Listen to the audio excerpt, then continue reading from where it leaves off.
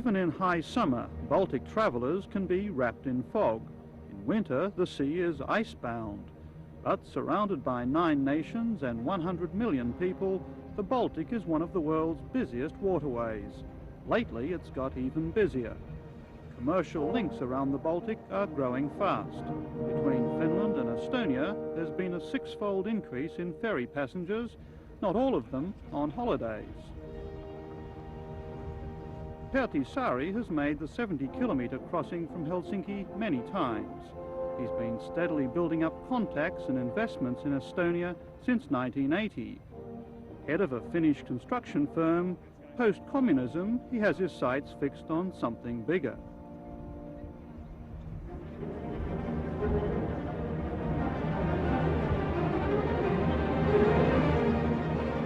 For centuries, the Baltic ports were clearinghouses for east-west trade.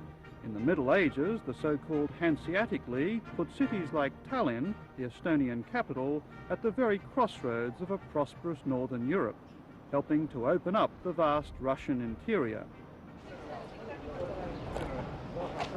4 years ago, Saari set up Baltlink, among the first joint venture companies in the then Soviet Union.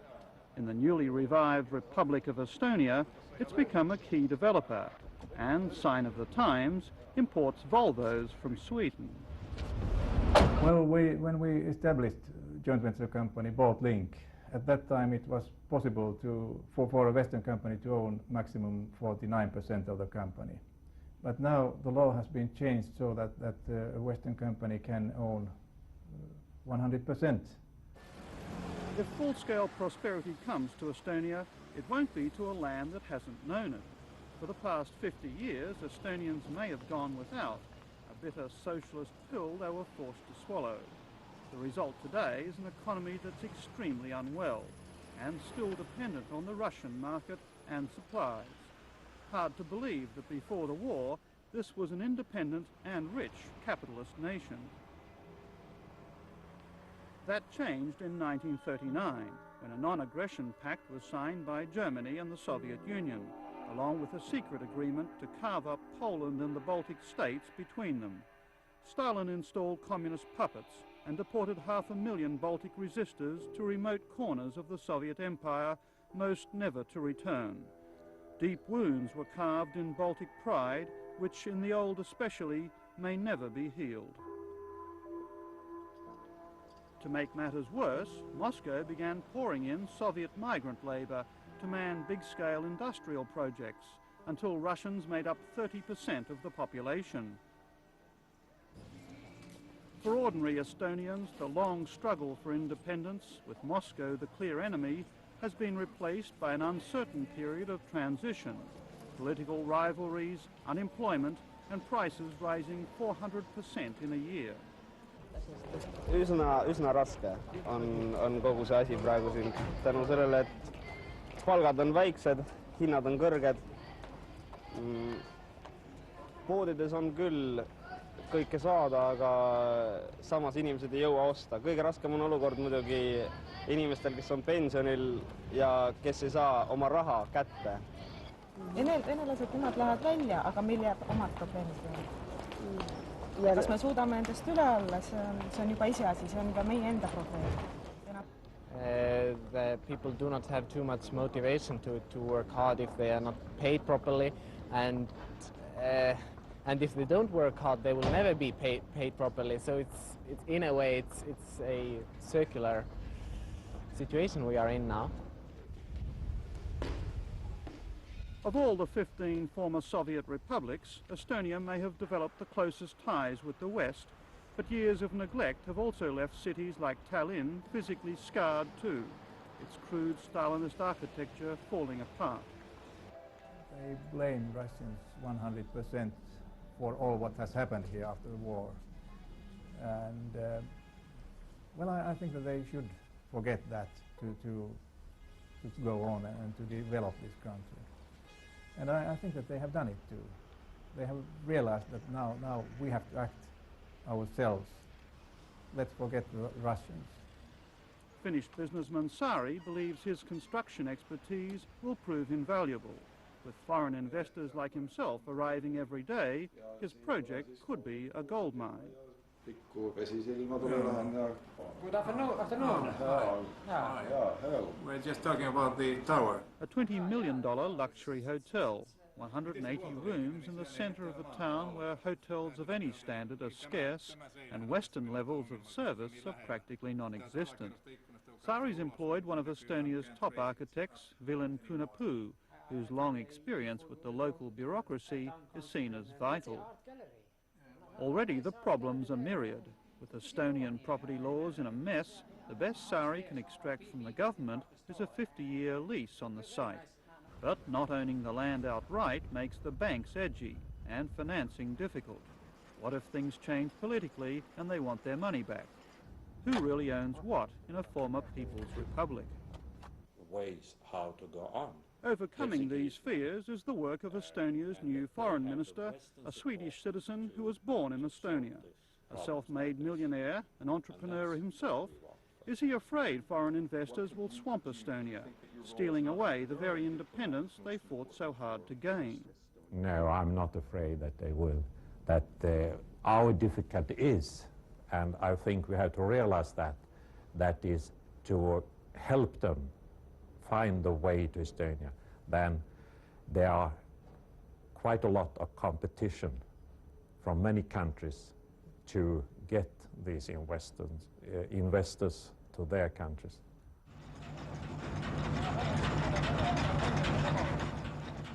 With nothing decided absolutely, foundation work on Sari's hotel gets underway, though hardly at a cracking pace. It's estimated the complex will take 2 years to build, opening in 1994.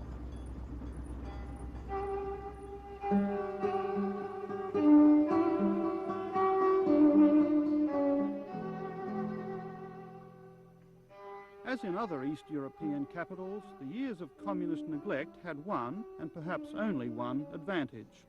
Medieval cities like Tallinn missed out on Soviet tower blocks and the glassy skyscrapers of the West. A little restoration, and they're much as they were hundreds of years ago. All three Baltic states hope for a tourist-led recovery, with Estonia leading the pack.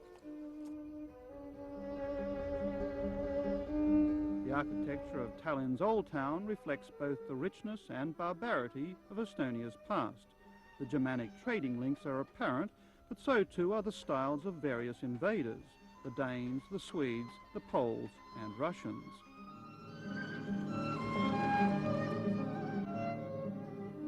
Now it's the time of you see, of this time of dislocation, and for the architecture it's very interesting time, but also it's quite dangerous because all kind of bad businesses wants to come from the west and from the east, and our aim is to protect because Estonia has a good architectural tradition during the centuries, and what we want to keep it. The spirit of proud and fierce independence is held equally by the Estonians and the Finns. They share an almost common language and are both relatively small nations surrounded by Western Europe and Russia.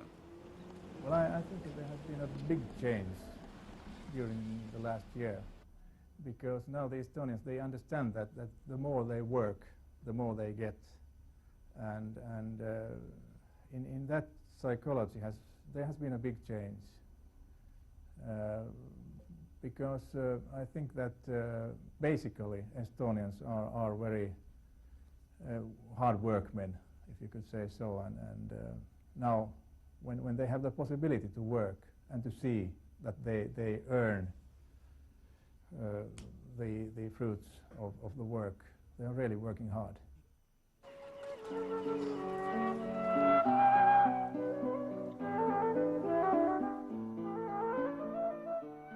It's not just foreigners who are opening up the economy. The Estonians too are reviving business skills dulled by decades of communist-led complacency. Pockets of the old state-style economy remain, like museum displays. This single product shop in Tallinn, for example. It sells socks for men, stockings for women, and nothing else. While just across the street, the new Boltman private store does a roaring trade, even if $50 suits are well beyond the means of most Estonians, and paying in rubles resembles a game of Monopoly. Even that's about to change.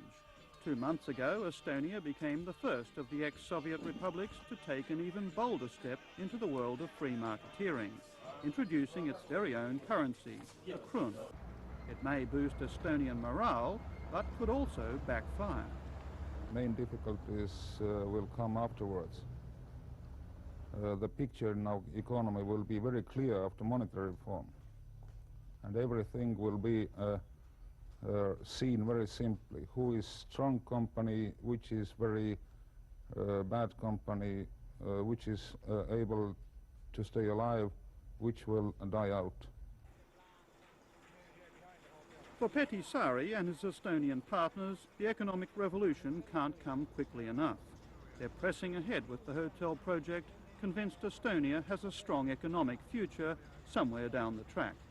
Though how they get there, what methods to use, all that's being worked out on the run.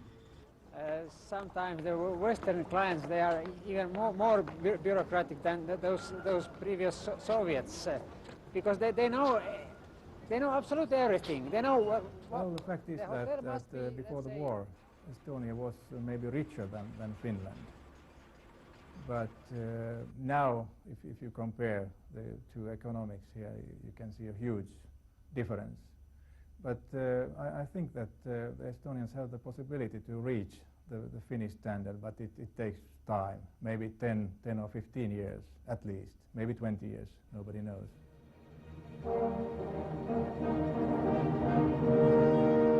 Many predicted the Baltic states would not survive, were so closely aligned economically with Russia to the east that they'd never make the successful transition to the west.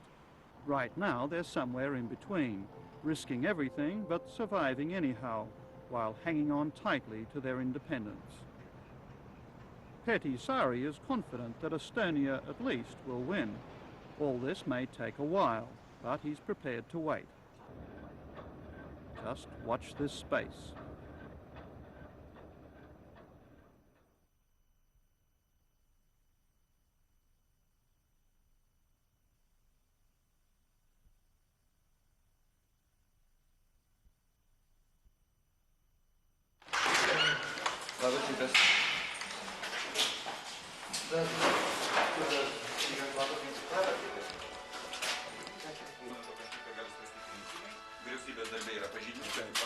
A modest apartment in the capital Vilnius, around 8 in the morning, and President Vitatas Landsbergis begins another crisis-filled day, while on the other side of town, the fledgling Lithuanian army starts its daily routine.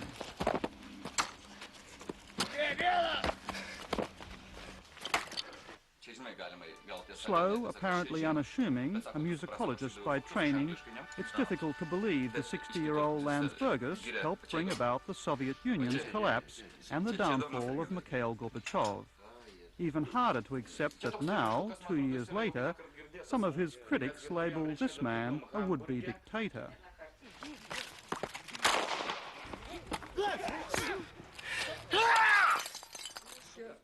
Over breakfast of scrambled eggs, Landsbergis and his press secretary discuss tactics and check the morning papers. Increasingly, the editorials are critical of the man, the government, Lithuania's economy, and the entire political system.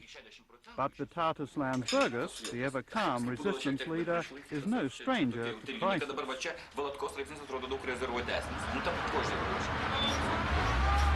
After 5 decades of communist ideology, the workers of Lithuania, thrown suddenly on the capitalist market, may be freer, but not too much happier. When Gorbachev and communism fell, the Lithuanians had the last laugh, but not for long.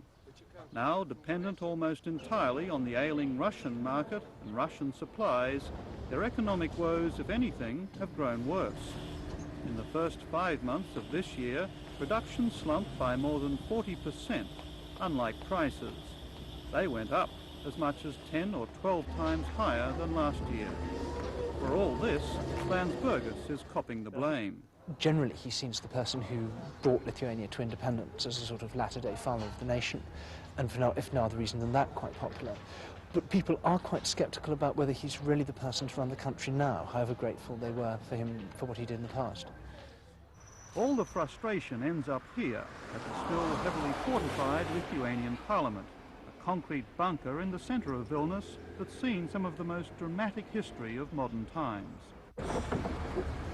Was it only 2 years ago that Russian tanks and troops waited outside, ready to smash their way in? The deputies barricaded inside were warned by Moscow they were heading for the abyss. Gorbachev was blunt. The Baltic states were to remain part of the existing order of post-war Europe, but that order was changing fast. In the elections of February 1990, candidates of Landsbergis's Sajūdis movement had won a majority of seats. The following month, while the world watched in awe, the Lithuanians declared their independence. The Lithuanians are often described as excitable, emotional people, more like the neighbouring Poles than the cooler Latvians and Estonians to the north. Lately, even President Landsbergis has been getting a bit hot under the collar. His Sajūdis movement has been gradually losing its power, and with memories of the Communist Party machine still fresh, no strong new political parties have emerged.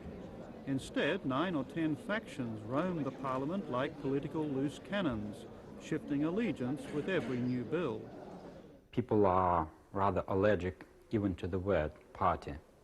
They still remember the only one party, and a lot of people still believe that new parties appearing will be just the same as the one which was, which is, my opinion, is a very big mistake.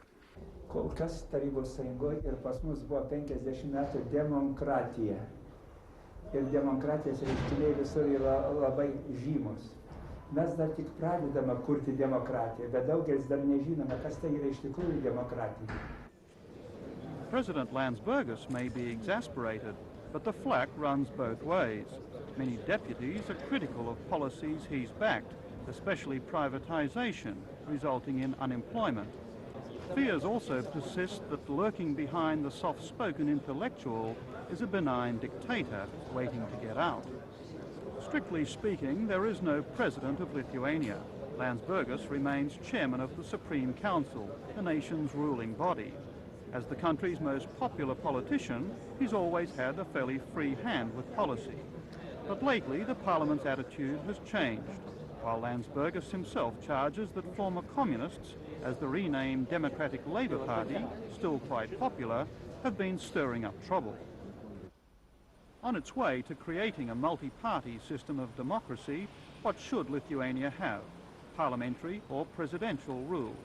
Landsbergis put that question to the people in a May referendum, arguing a strong presidency, which he'd be favoured to win, could put an end to Lithuania's political drift. But the electorate didn't agree. Their answer on the presidential referendum was no, and the turnout poor. Political apathy, said his supporters, more likely it reflects the public's general discontent. The way they see it, the politicians fiddle while Rome burns. Landsbergis has taken his next best option, a parliamentary election later this year, to clear the air. In his vast office, best described as Soviet modern, Vytautas Landsbergis seems anything but the dogmatic leader his critics allege. He still smarts from the rejection of his people, but handles it philosophically. Big changes are occurring in Lithuania after 50 years of stagnation, and to any change, he says, there's always resistance. Be to, laisvės galimybės pažadina daug iniciatyvų, ambicijų ir skirtingų siekimų, kurie konkuruoja tarpusavį. Aš žinau, kad silpna Lietuva negalės garantuoti jokios demokratijos, o man rūpi demokratijos garantijos. When we come here to the Parliament, we see concrete barricades around the building. Why are they still there? Mes esame atsargus. Mes nebijojom net tada, kai aplink parlamentą važinėjo sovietų tankai. Bet mes buvome pasiruošę gintis. Ir dabar yra tas pats. O Vilniuje tebestovi rusų kariuomenės tankų divizija, kuri yra visai arti nuo parlamento. Jiems tik tai 10 minučių tai reikėtų važiuoti iki čia. Are you afraid the Russians could come back? Rusų kariuomenė yra čia pat, jiems nereikia sugrįžti. They don't have to come back, they are here. Mes norim, kad jie sugrįžtų namo. We want them to return home. We want them go back.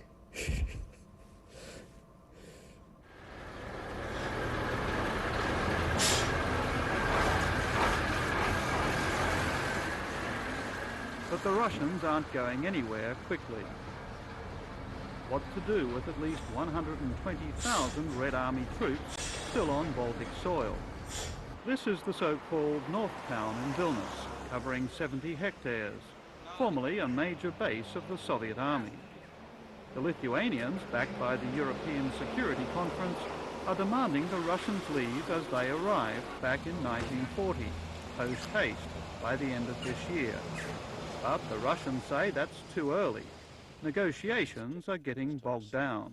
They are progressing with difficulty, and the difficulty is caused by the fact that because of the socio-economic situation in Russia today, it is not that easy to get in thousands of people where you know they do not have homes, they do not have jobs, they have nowhere to live.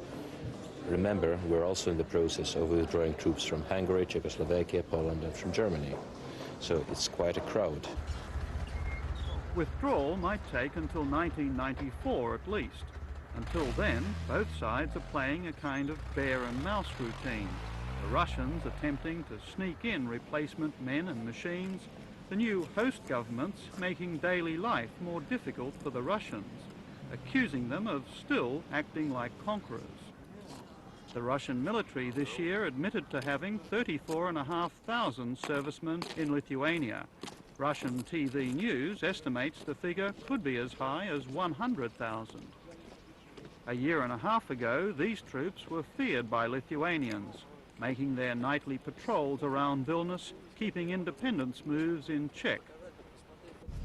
Among the Baltic Red Army troops are at least 7,000 officers, men whose world and military careers have virtually fallen apart around them.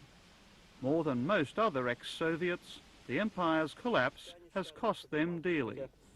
3-4 я в 89 году приехал, я здесь не слышал таких высказываний, чтобы они считали нас оккупантами, понимаете? А до этого, я знаю, здесь все жили дружно, и литовцы, и русские, независимо. Военные, там, гражданские, все жили хорошо. Я жил тоже на квартире, жил с литовкой, пожалуйста. Я сам русский, жил на квартире с литовкой. Снимали квартиру. Все, она никогда не скажет, что я плохой человек или что-либо такое. Все очень люди. Ну, как вам сказать? То, что сейчас здесь государство совсем другое и требует вывести войска, это, конечно, с их стороны это правильно. Если они такое решение, я имею в виду, приняли. Вот. Ну, а здесь тот вопрос в том, что как это будет все сделано. Или просто выведут и бросят, или еще как-то там. Как сложится судьба тех, кого будут уводить. Вот в чем есть вопрос.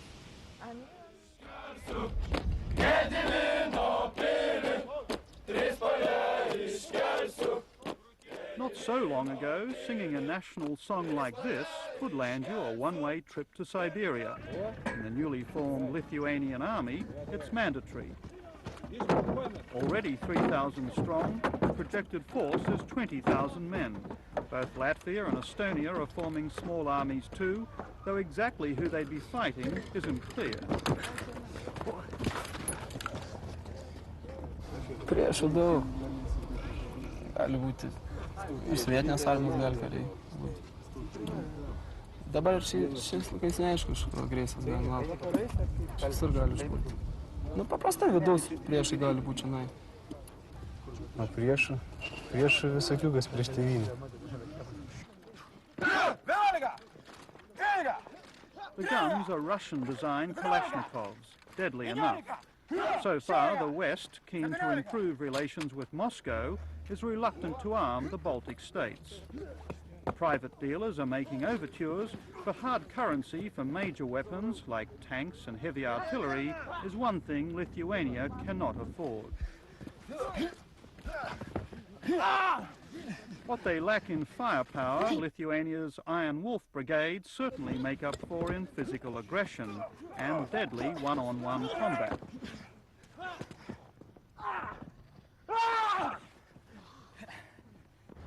They're also honing their anti-terrorist skills. But would the new army be able to hold off those Russian tanks just 10 minutes away?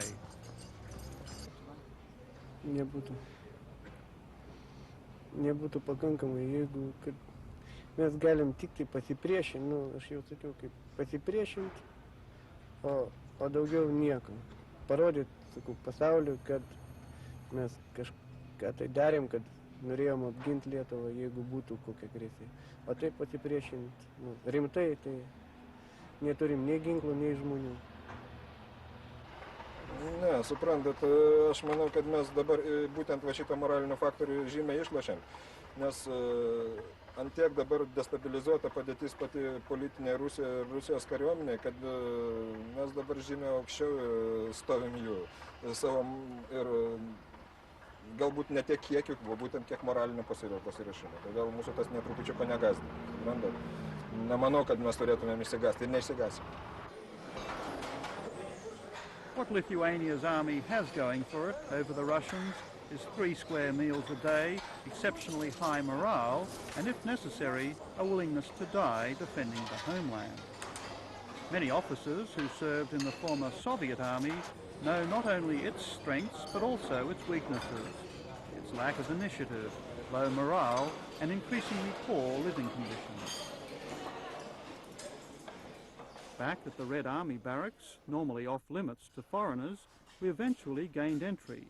The Russian officers wanted us to see how they lived, challenging the Lithuanians' view that life in here was better than ordinary citizens enjoyed. The troops' quarters were relatively Spartan. More revealing was the cramped accommodation given to a Red Army major and his wife. A single partitioned room serving as their living, sleeping and storage space, and squeezed into a corner, the kitchen. Ну как я смотрю? С юмором.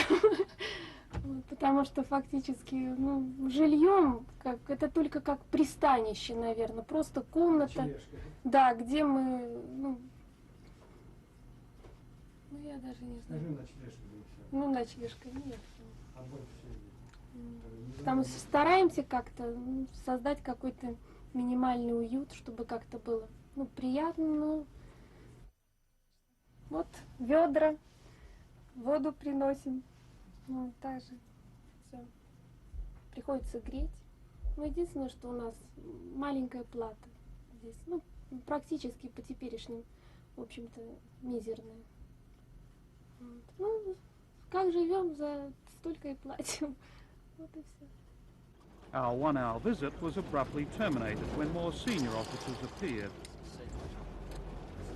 We were politely but firmly escorted by jeep back to the main entrance, to the same gate through which the Russians themselves have promised one day to leave.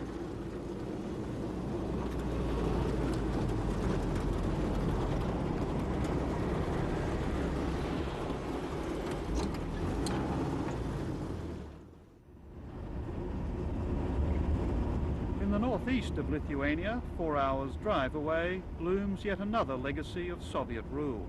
In its own chilling way, even more foreboding than Russia's military presence. This is Ignalina, home to 2 Russian-built RBMK 1500 nuclear power reactors, the exact same model as the Chernobyl reactor that blew its top in 1986. Ignalina began operations in 1984. It's one of 15 Chernobyl-type reactors still operating across Eastern Europe and in the former Soviet Union. When we arrived, 1 reactor was functioning and 1 was undergoing maintenance. The proposed third, due to begin operations 2 years ago, was never built. Its giant construction cranes halted by the Chernobyl disaster and mounting pressure from Lithuanian ecologists.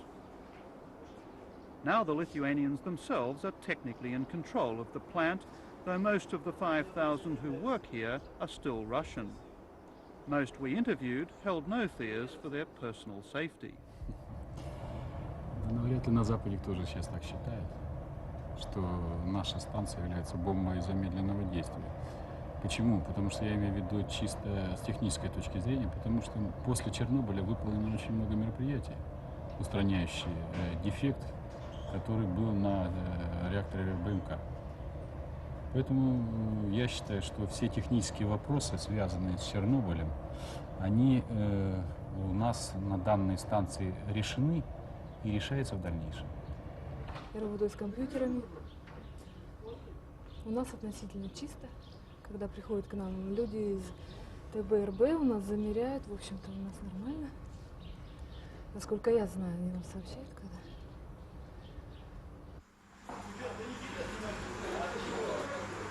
The nuclear process is monitored from this central control room. The atmosphere is artificial, otherworldly, disturbingly empty. A TV monitor keeps a visual eye on the reactor core, though if another Chernobyl occurred, all this would disappear in minutes.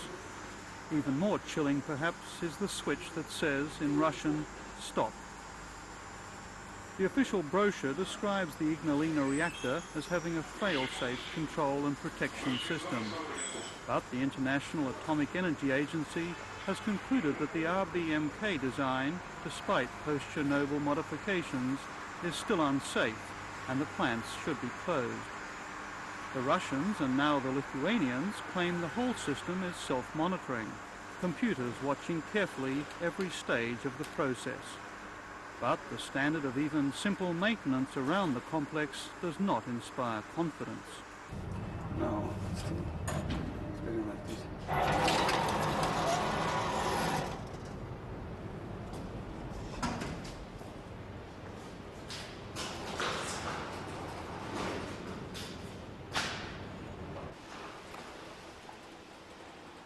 A 300-metre walk links Ignalina's 2 reactors. We were told to follow. We could film inside.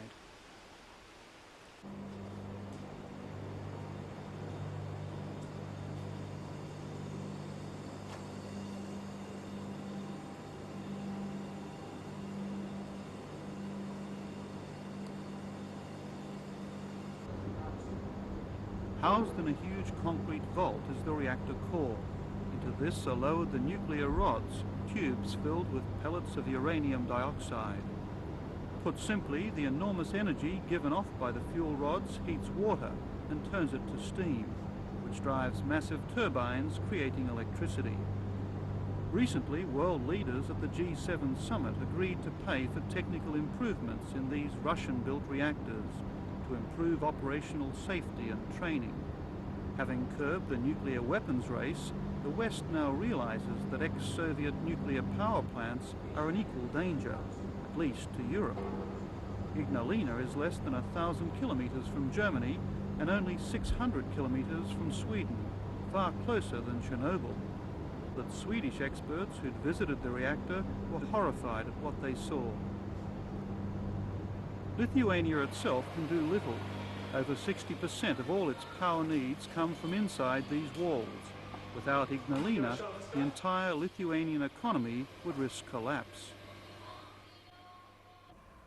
Černobylis buvo rezultatas blogos konstrukcijos ir beveik beprotiško naudojimo tos konstrukcijos.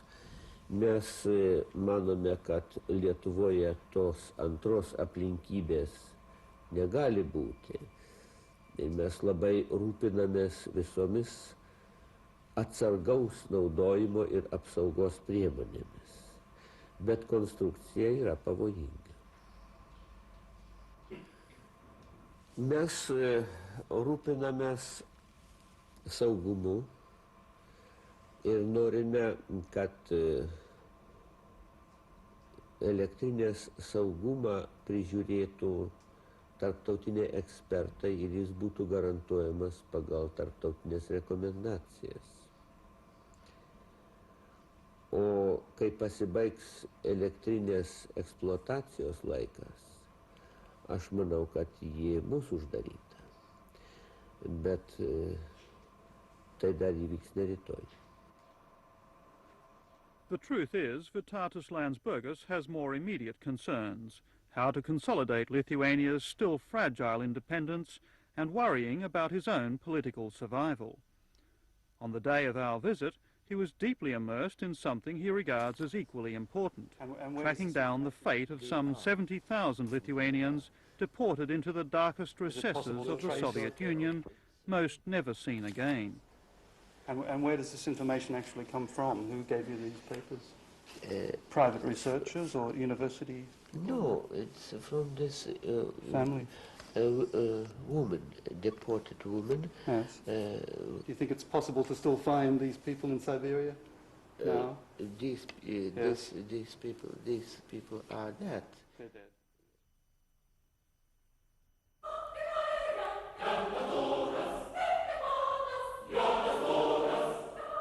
History and culture remain at the heart of the Lithuanian experience, a nation of fewer than 4 million people that in the Middle Ages was one of the most powerful states in Eastern Europe, one of the last to be Christianized and now mostly Roman Catholic and deeply religious. For centuries, Vilnius has been a university town.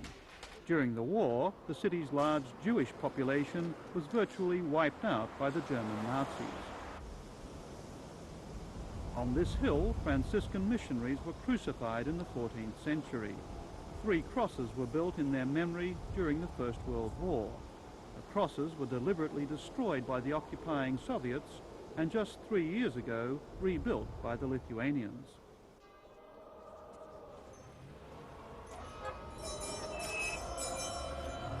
For the 3rd time only since the war, the Corpus Christi procession makes its way through Vilnius.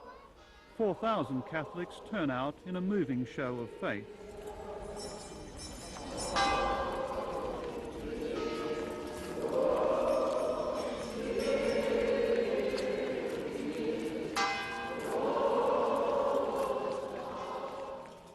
Their destination, the Vilnius Cathedral, was closed for decades. The communists used it as an art gallery. When the Sąjūdis freedom movement got underway, its first demand was the return of the cathedral to the church.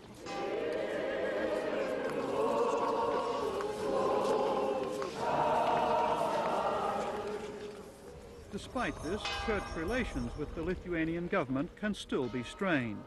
The influx of foreign money and cultures has brought calls from the church for government-led crackdowns and a return to traditional values.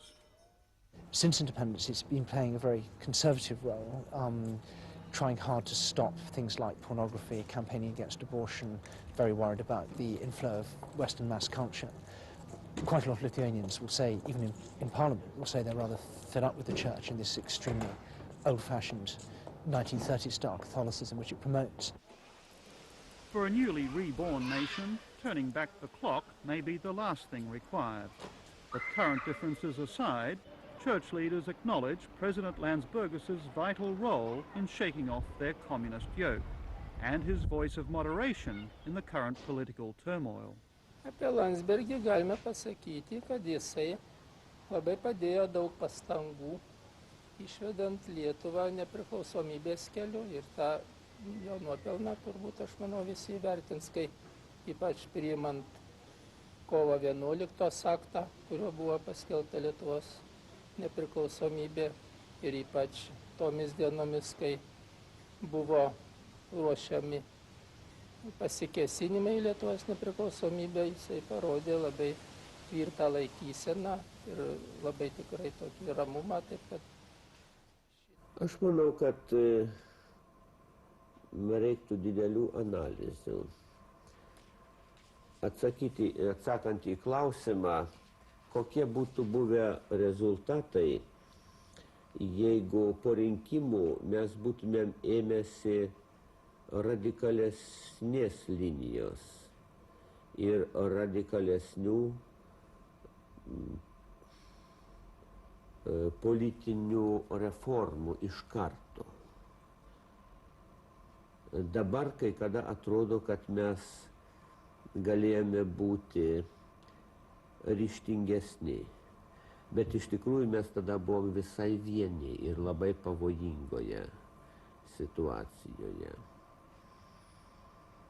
Ir turėjome manevruoti. Daug ką mes darėme pirmą kartą, neturėdami pavyzdžių kitur. Bet jau toks tolius buvo, kad... By any standards, Vytautas Landsbergis is a complex and contradictory person, a disturbingly quiet intellectual who took on the full might of the Soviet Army and Communist Party and won. A loner who became the most unlikely leader of a mass independence movement, a whimsical and often impatient man, but never heavy-handed, and an increasingly polished European politician trying to turn Lithuania into a modern, open society, who's also fiercely proud of his country's traditions and unwilling to see them changed.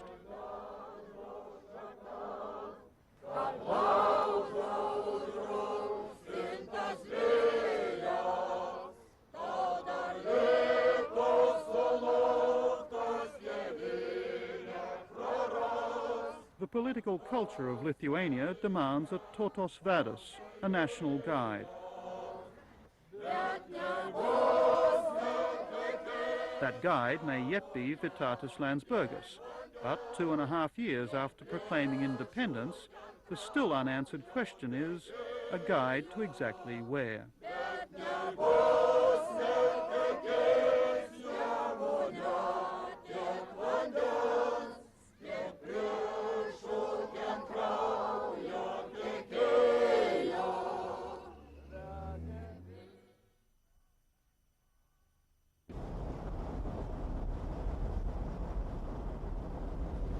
For all their importance to recent world history, the Baltic states are not large. At just over 200 kilometres by 400, Latvia can be crossed easily in a single day. Bronislav Spridzens is a journalist with Latvian radio. This year he's made several trips to the country's second biggest city, Daugavpils, to investigate one of Latvia's major problems, rising tensions between ethnic Latvians and the resident Russians. The influx of Russians has profoundly altered the demographics of Latvia. Before the war, ethnic Latvians made up 76% of the population. Today they're down to 53%, while the Russians now account for more than 30%. Welcome to Daugavpils. Industrial, not particularly beautiful, but for Bronislav Spridzens, what's important here is that nearly 50% of the population is Russian. And until last year, so were the people who ran Daugavpils, and just about everything in it. Not anymore. Those who oversee the town now are mostly Latvian, including Deputy Mayor Jānis Zugovs. When the revolution came, suddenly last summer, the old municipality with its Russian communist mayor was turned out on its ear.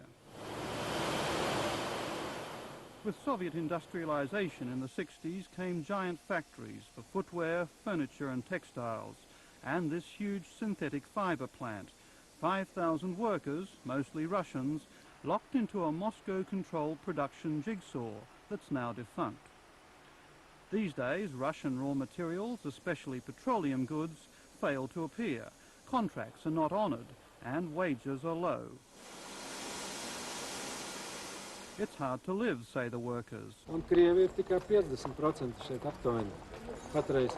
Bet es domāju, ka šis procents ir padomu laikos mākslīgi izveidots, kad šeit mākslīgi tikai iepludināts speciāli Krievi, lai rusificētu šo pilsētu un lai iznīcinātu nacionālās un latviešu tautas tradīcijas un latvisko garu šajā pilsētā. Latvians, as well as Russians, are finding the changes since independence traumatic. For the Popular Front government of moderate President Gorbanovs, it's a difficult balancing act. Kad mēs esam maza tauta, Un maza tauta vienmēr domā par savu identitāti, par savām ētiskām, morālām vērtībām, par savu kultūru, ka mēs tomēr saglabāsim visu to, kas mums ir bijis. Not everyone's having trouble adjusting. In the capital Riga, thriving on the pressure of the new free market ethic, is Karl Stripes, also a journalist. Es nezinu. Uģi, noskrien lejā videotape mašīnu. Vai tur ir kāda mašīna lejā pašlaik? In May this year, with 20 enthusiastic but inexperienced staff, Stripes set up Latvia's first and only English-language TV news, 10 minutes a night. It's produced in tandem with a half-hour Latvian news. 31-year-old Stripes may be living and working in Latvia, but he's an American citizen from the US Midwest, the son of emigre Latvian parents. Nu, tieši šādi cilvēki kā Kārlis Latvijai noteikti ir vajadzīgi, un it sevišķi šai laikā, kad mēs burtiski mēģinam nostāties uz savām kājām un mēģinam kaut ko darīt uz augšu, jā, uz labu. What makes network NTV5 different, by Latvian standards, is it's privately owned and commercial in every sense. Under communist rule, Latvia was force-fed a diet of government-owned, Moscow-controlled television. About the only thing the Latvians trusted was the weather report.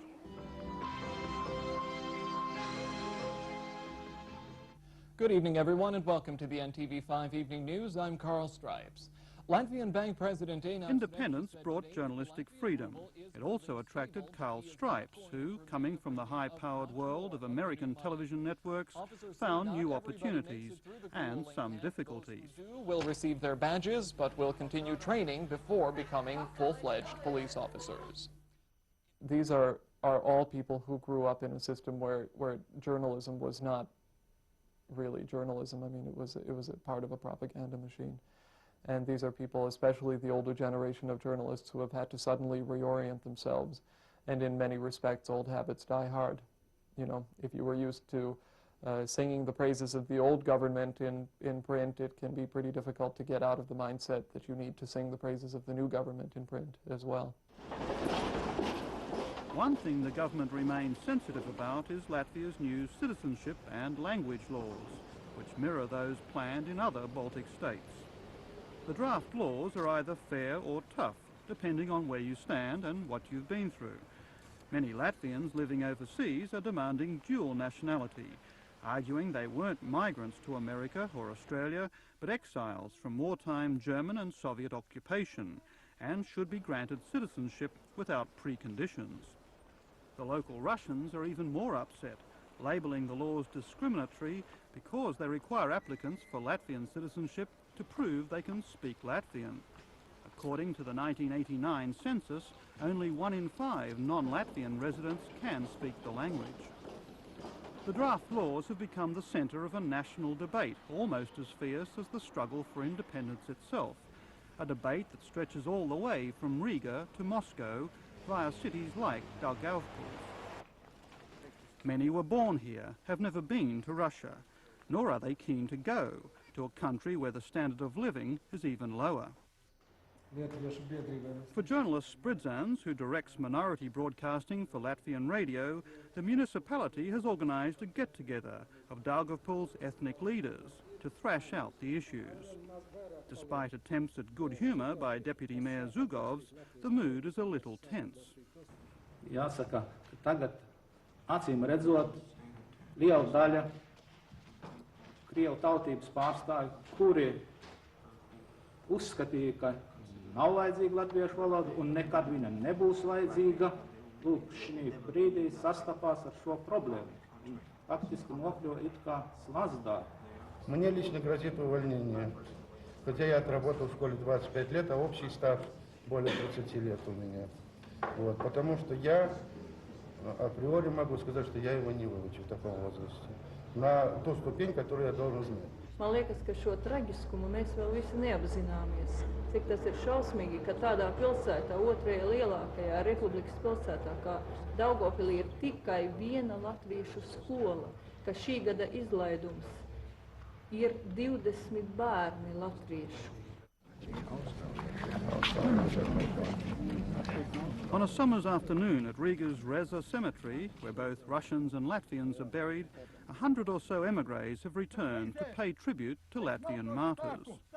The emigres, who've flown in from Australia, Canada, Sweden, the United States, are members of a staunchly nationalist group, the Salvaged fraternity.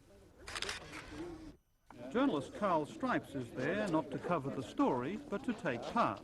With his visiting father, Stripes too is a fraternity member. Many were forced to leave in the 1940s, but most are not yet prepared to come back for good. Even so, well, what does independent mean? Because there is still no freedom. It's not a free country anyhow. It's still governed by the same Russians who were governing them all these years. And until they get rid of those Russians on top, there will be never freedom here. They have reached or have enjoyed, if you will, privileges that nobody else did in this country for 42 years as occupants. So why in the hell should we extend the same courtesy to them in the future? Sentiments like that don't go down well in Daugavpils. The big fear is that if the Russians can't gain access to normal channels of employment, income and democratic representation, they may resort to more violent means, even civil unrest, or, thinking the unthinkable, direct intervention from Moscow. So far, things haven't reached that level. The lines of communication are still open. Un es domāju, ka tieši šādā veidā nevis saplūšana, bet katras šīs daudzās tautas sevis apzināšanās kā konkrētas tautas, lai sevi apzinātos Baltkrievs, ka viņš ir Baltkrievs, bet dzīvo Latvijā. Diskriminējoši varbūt tas likums, kas aizliedz runāt kādā valodā. Un Latvijā cilvēki varēs vienlīdz lietot gan latviešu, gan krievu valodu. Bet tas, kad viņiem ir jāapgūst latviešu valodu, tas ir normāli un savādāk. Un nemaz arī nevar būt tad arī Latvijas valstī, ja cilvēki neprot šo valodu. The pressure on Russians to learn Latvian or leave keeps growing. It's not helped by the fact that Latvian, all sides agree, is notoriously difficult to learn, with limited use beyond Latvia's borders. Jūs latviski tātad saprotat, mēs varam runāt arī latviski? Jā, arī varu runāt. Bet jūs pat esat krievieta pēc tautības vai? Nē, es esmu latvieta vispār. Kāpēc tad jūs uztraucaties, ka jūs latviski runājat? Nē, es neuztraucos, bet tā.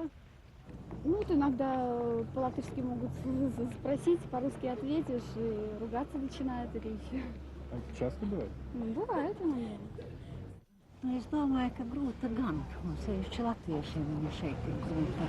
Tieši latviešiem? Jā, tieši latviešiem. Tāpēc, ka tomēr mēs esam šeit ļoti maz, es esmu krievi. Я считаю, эта ситуация ужасная. В каком смысле? В таком обыкновенном. Что от людей, в принципе, требуют сдачи латышского языка. Ну, это, в принципе, я считаю, как надо, но переименовывать улицы, тратить сумасшедшие деньги и не купить топливо, лишить людей элементарных условий, я считаю, это ужасно. Mēs gribam ar Krieviju veidot labas kaimiņu attiecības un uz līdztiesības pamata. Un, protams, pagaidām vēl ir ļoti grūti mums šīs attiecības veidot, jo Krievijā, tāpat kā pie mums, reformas ir tikai sākušās, un kā pie mums šeit, daļa Krievu tā arī Krievijā vēl tomēr uzskata sev par vecāko brāli.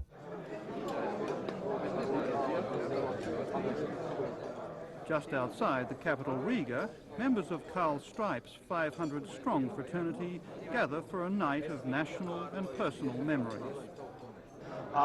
We actually taught our children the language and the history of the countries, but we never expected to tell them what to do.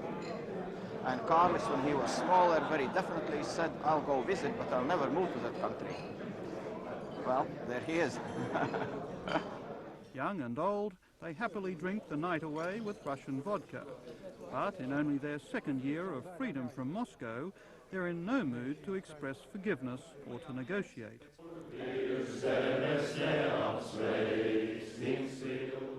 Now it's a time for reviving their old traditions. toasting heroes and the future of the Latvian nation, not clapping their applause but shuffling their feet, and inducting new members into their arcane world of all-male rituals.